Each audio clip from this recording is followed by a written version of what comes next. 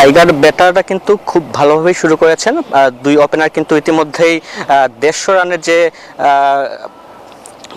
যে 150 রান করেছেন টাইগার দুই ব্যাটারই কিন্তু 50 করেছেন এবং তারা কিন্তু বেশ সাবলীল এবং ধীরে স্থিরে খেলছেন। এক প্রকার বলা যায় ওয়ান ডে মেজাজে খেলছেন তারা।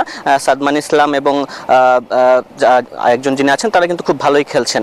একটি কথা বলা যায় দিনের শুরুতে কিন্তু বাংলা 100-270 রানে 8 উইকেট নিয়ে আয়ারল্যান্ড নামে, তারপর কিন্তু 2 উইকেট খুব 3 ওভারের মধ্যেই তারা নিয়ে ফেলেন।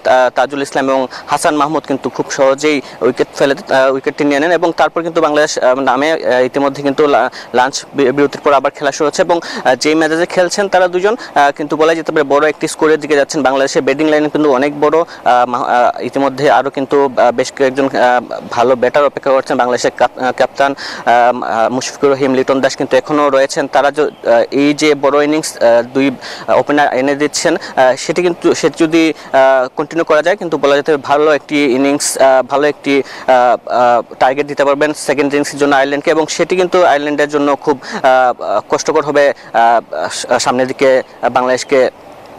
বাংলাদেশের জবাব দিতে।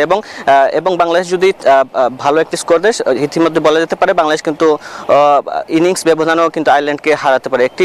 সব মিলে কিন্তু আমার কাছে সিলেট থেকে এই ছিল সর্বশেষ খবর।